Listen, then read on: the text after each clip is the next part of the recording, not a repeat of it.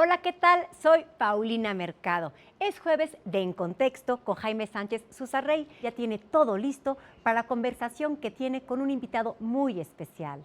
En Cámara Libre, la periodista Lili Telles entrevista al economista José Alberto Cano Vélez. Luis Carlos Ugalde y José Antonio Crespo ya están listos para debatir en Periférico 1313 el tema México de contrastes entre la inseguridad y las reformas. Y en La Billetera, Alicia Salgado, Roberto Aguilar y Mauricio Flores entrevistan a Dagoberto Cortés para hablarnos sobre la situación actual de la industria farmacéutica. Vamos con la programación del día de Azteca Opinión.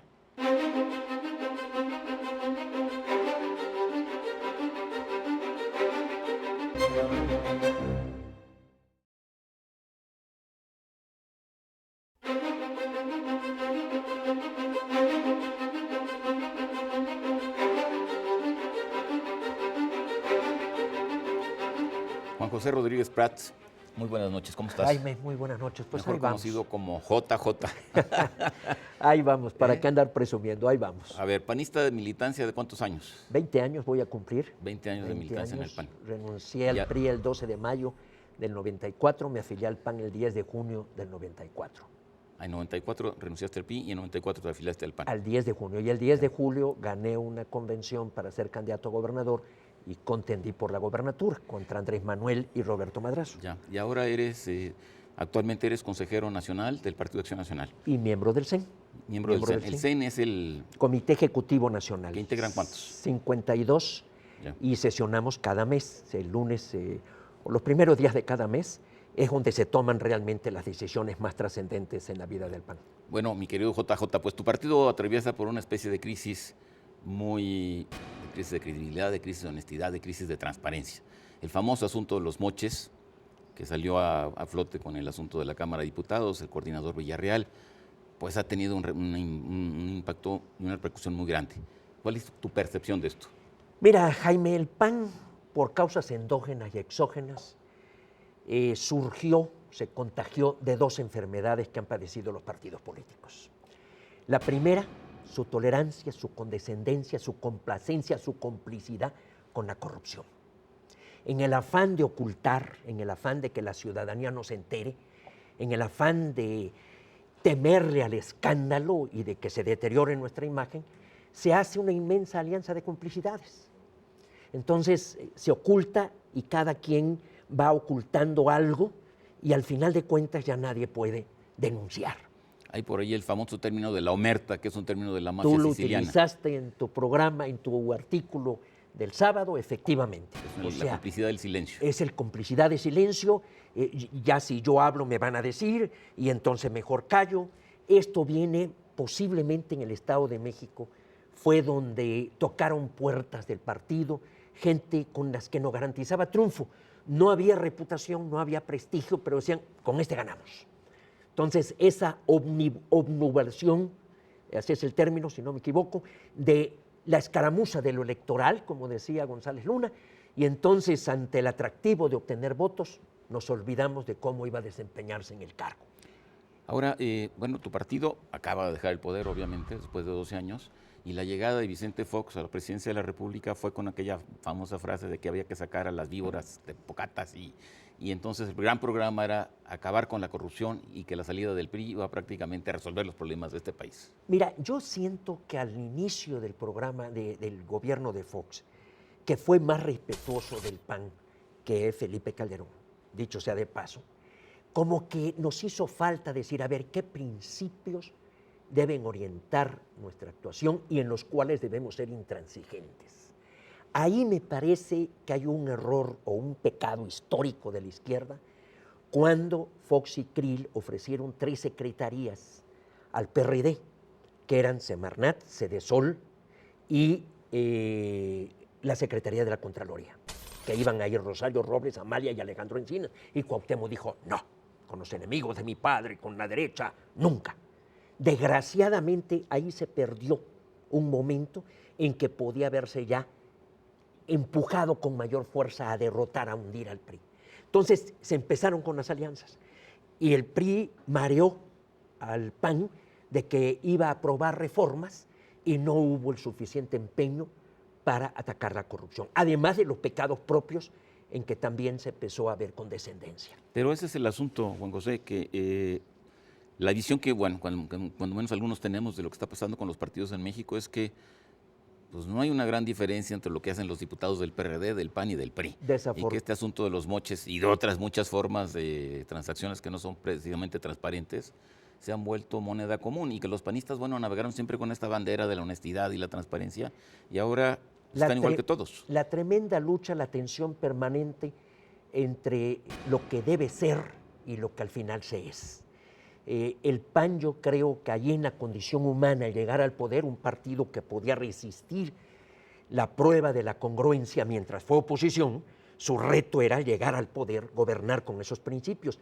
Y ahí como que hubo cierta desconfianza de que con esos principios se pudiera gobernar. Yo recuerdo aquella frase de Vicente Fox, hay que darle vacaciones a la doctrina. Entonces entramos, eso dijo Fox, porque recriminaba al PAN su falta de eficacia electoral. Y entonces dijo esa frase. Entonces como que es el viejo dilema desde la República de Platón cuando fue a orientar a Dionisio de Siracusa y dijo no se puede hacer política conforme a los principios, ¿verdad? Este para mí es el inmenso reto. Y te decía yo de dos enfermedades, porque a esa enfermedad de su condescendencia, en la cual Gustavo Madero lo ha hecho espléndidamente, porque eso de que se niegue a investigar no es más que al final de cuentas pues no quiere hacerse el harakiri. Yo no tengo ninguna duda de su complicidad. Y la otra enfermedad, que ahí un poco fue Felipe Calderón, lo que se llama en el PAN la onda grupera, o en el PRD las tribus, que son enfermedades estudiadas desde el siglo XX. Roberto Miquel, Gaetano Mosca siempre hablaba de esas enfermedades que podían tener los partidos, las oligarquías, los grupos que se adueñan. Ahorita el PAN está en manos de un grupo que está acudiendo a prácticas tremendas con el afán de continuar en el poder y distribuir cargos y subastar. Ese es el gran problema. Ahora, ese es el gran problema de todos los partidos, pero bueno, en el caso del PAN, porque estamos hablando contigo que eres panista y que estás siendo muy claro, pues el problema también ahí son los recursos. O sea, para 2014, tu partido va a recibir 917 millones de pesos. Más, como 1.300 millones de pesos. 900 pesos es el puro partido, 917. Sí. Y luego 300 para la Cámara de diputados, de senadores, y 200 para si agregamos a los estados que algunas aportaciones, no, son grandes cifras. Pero quedémonos en la Cámara de Diputados, en la Cámara de Senadores y el partido. Eso representa casi poco más de 1.400 millones de pesos, 1.424 millones de pesos o algo así, no sé. Pues es un mundo de dinero. No, y además Jaime también considera que la próxima dirigencia va a decidir las diputaciones federales, senadurías y gobernaturas.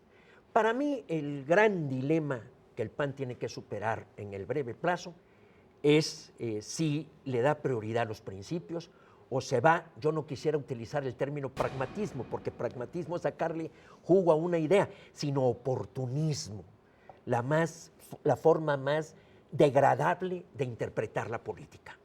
O sea, Gustavo Madero dice, no he escuchado denuncias. Jorge Luis Preciado, como coordinador de los senadores, el día en que lo designó Gustavo Madero, dispuso de 16 millones de pesos y hubo esos depósitos a los senadores. Algunos los rechazaron, otros dijeron que los iban a utilizar. ¿Con autorización de quién? ¿Eso es tan difícil de investigar? ¿Quién ordenó ese depósito? ¿Lo consultó con los señores senadores? Ahí tienes un caso específico. ¿Se requiere de denuncia? ¿Se requiere de que haya el vaya ante el Ministerio Público?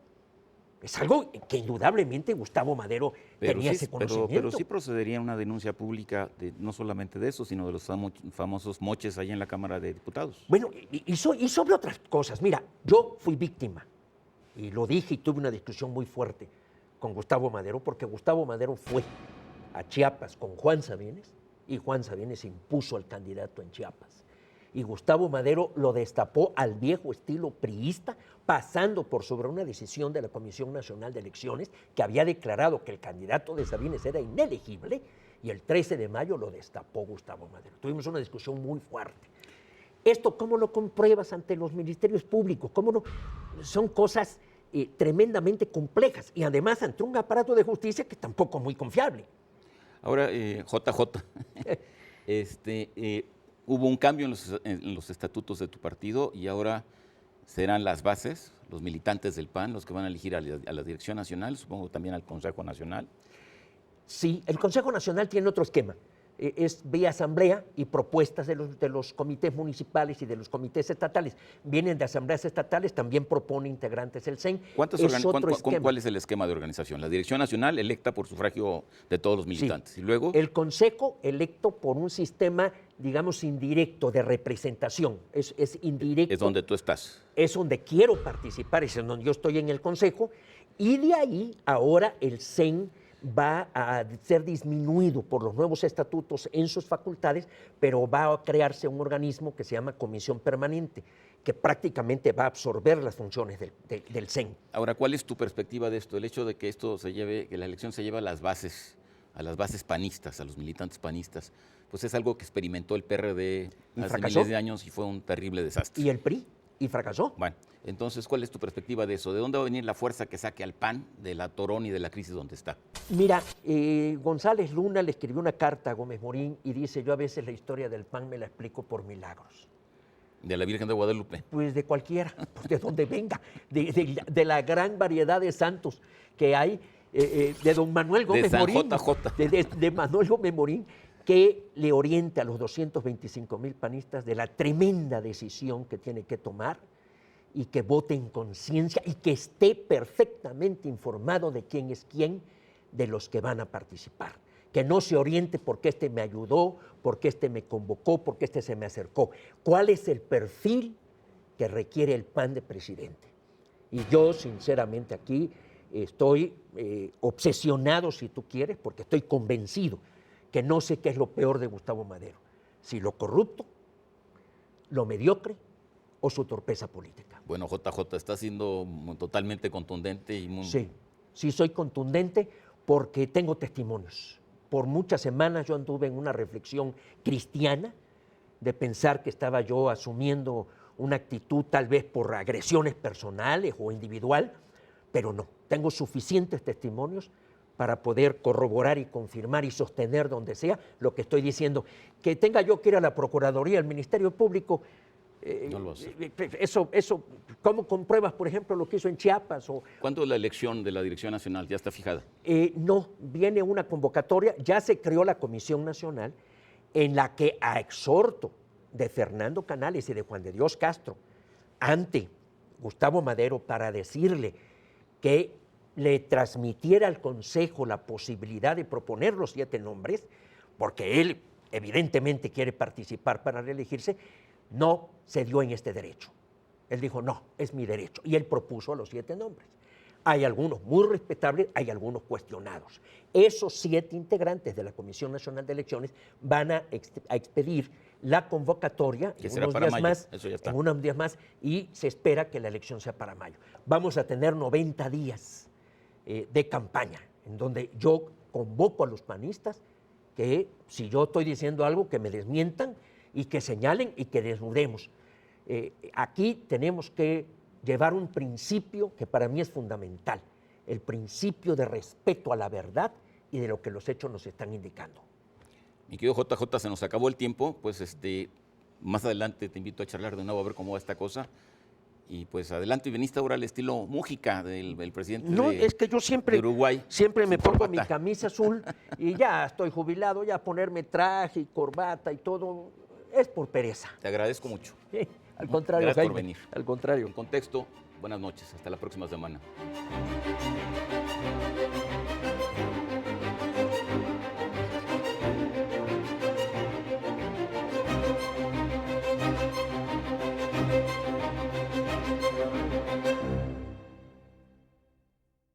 Desde la semana pasada ya es constitucional la enésima reforma político-electoral, misma que ha sido cuestionada por no pocos actores políticos, académicos e incluso por las actuales autoridades electorales.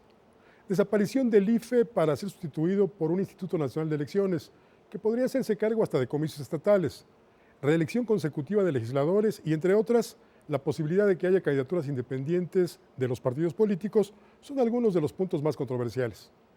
Así, por lo que hace a la reelección consecutiva de legisladores, uno de los argumentos en favor es que la ausencia de la reelección legislativa ha obstaculizado a los políticos una carrera legislativa de largo plazo. En contra, se argumenta que la reelección genera oligarquías políticas, puesto que otorga ventajas a quienes ya poseen el cargo para perpetuarse en el poder. En uno y otro caso, se está suponiendo que al ser posible la reelección consecutiva, la mayor parte de los legisladores buscaría la reelección y que al hacerlo tendrían éxito. Pero esta es una suposición que no necesariamente se comprueba en el análisis comparado. En promedio, solo una minoría de legisladores continúa en sus cargos en América Latina, aun cuando se permite la reelección indefinida. Esto es así porque muchos encuentran más atractivo continuar su carrera política en el ámbito local o en la administración federal, y porque solo algunos de los que buscan la reelección efectivamente lo consiguen. Por otra parte, es frecuente que de un efecto meramente supuesto se derive la realización de valores que se presentan como antagónicos, mientras que quienes están a favor de la reelección argumentan que la continuidad de los legisladores en los cargos permite profesionalizar la carrera legislativa. Otros la rechazan por considerar que esta continuidad impide la renovación de los planteles políticos y la alternancia. Sin embargo, no queda claro que tener un cuerpo profesional de legisladores resulte contradictorio con permitir un cierto nivel de rotación en los cargos. Lo anterior se pudo lograr haciendo que la reelección sea sujeta a término, 12 años como máximo en las cámaras. De las candidaturas independientes, de la desaparición del IFE, continuaremos platicando más adelante, si usted me lo autoriza. Soy Paco Rodríguez, le agradezco su atención, lo invito a reencontrarnos aquí la próxima semana. Mientras tanto, le deseo como siempre que haya buenas gracias y muchas noches.